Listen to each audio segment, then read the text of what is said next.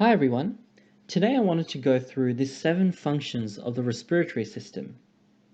The respiratory system is a very important system of the body, as it essentially allows for the provision of oxygen and the exchange of oxygen and carbon dioxide within the body. The 7 functions of the respiratory system are as follows. Firstly, the respiratory system allows for the protection of respiratory surfaces. Now, what do I mean by that? Well, firstly, as air passes through the lungs and the nose, and also the mouth, it is quite cold. And therefore, to allow for the protection of the respiratory system, it must be warmed up and moistened.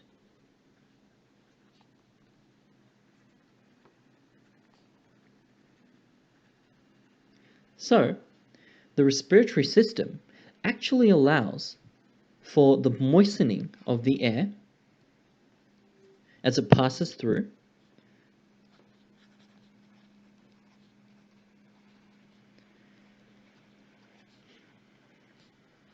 and as it comes in contact with the various parts of the body and the internal body temperature, it is warmed up. This means that the delivery of air is at a more homeostatic temperature, and therefore it can be more effective to be absorbed by various cells and tissues. The second role of the respiratory system is that it allows for acid-base balance.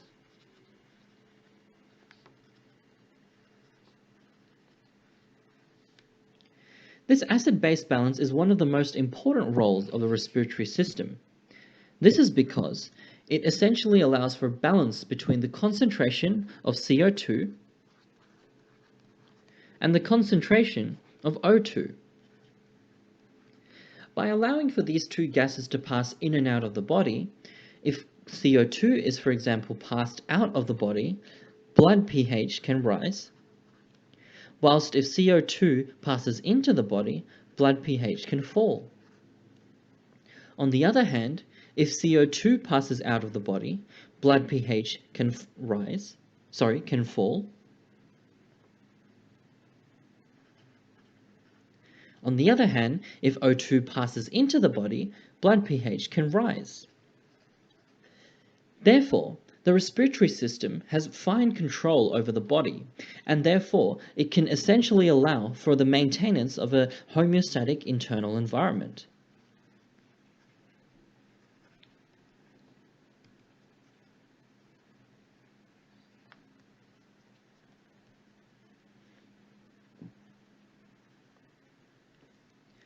The next role of the respiratory system is ventilation.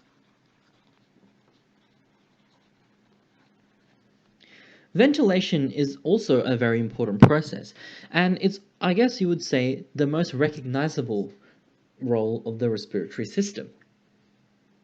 This is because it contains the processes of inspiration, or breathing in,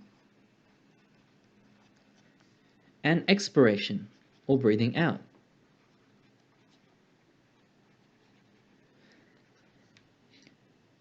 And it's important to note that these two processes are actually different from what we call respiration. So ventilation is not equal to respiration.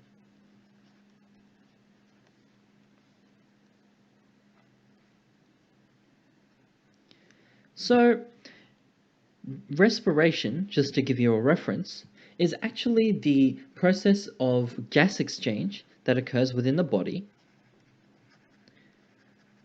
and ventilation is the process of breathing.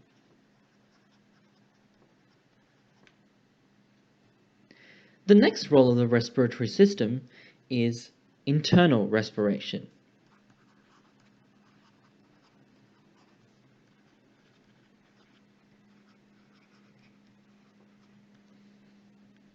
Internal respiration is also a very important part of the respiratory system, as it is essentially what allows for gas exchange between the blood vessels and the cells of the body.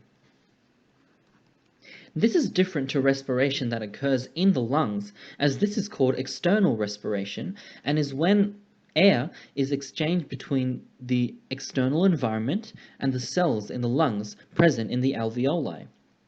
So internal respiration is the gas exchange that occurs between the blood and cells.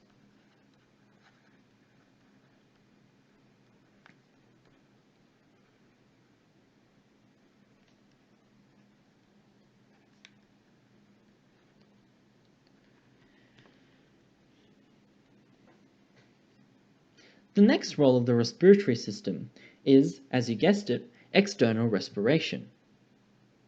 However, for a future part of this video, I'll actually write this as number 7.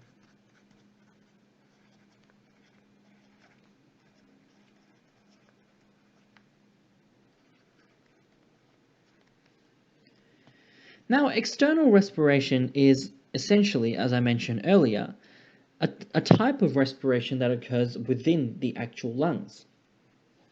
It's the process of gas exchange that occurs between blood vessels present in the lungs, present around the alveoli, and the external environment.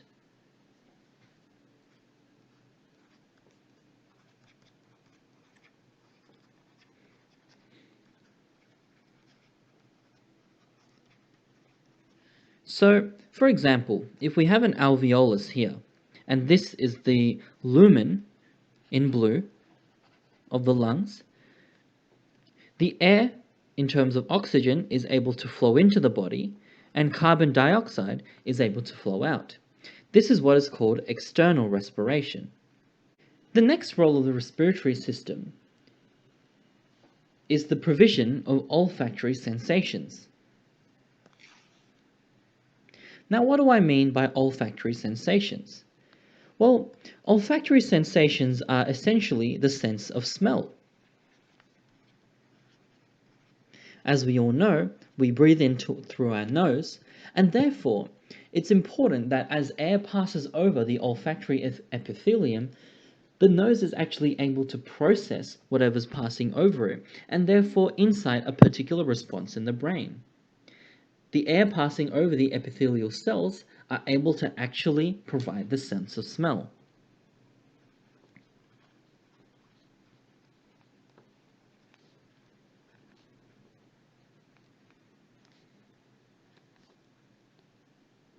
So, for example, if we have the lumen of the nose present here in blue, the various olfactory epithelium that's present on the surface of the nose, including the various cellular projections that will be able to allow for the processing of whatever air passes over, they will be able to allow for the provision of these olfactory sensations. The final role of the respiratory system that I'd like to go through today is the production of sound.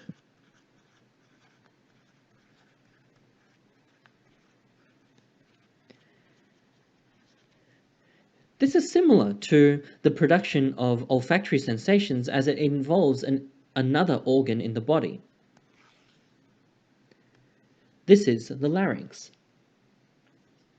The larynx allows for the production of vocal sounds, as essentially air that passes through the trachea is able to pass over the vocal folds and therefore allow for the provision of sound.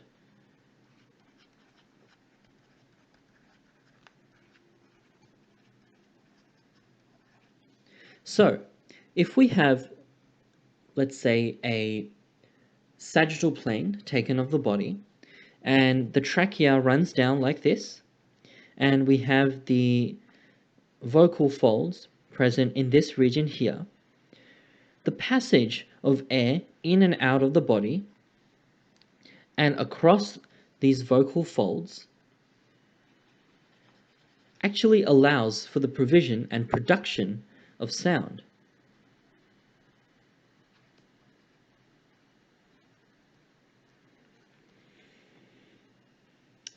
Therefore, these are the 7 main roles of the respiratory system: protection of respiratory surfaces, acid-base balance, ventilation, internal respiration, olfactory sensations, production of the sound, and external respiration. Now you may be wondering why I've written all these roles in this particular order. Well, I like to use a little bit of a mnemonic in order to allow me to remember these roles. And these basically go off the major letters of these words: P, A, V, I, O, S, and E.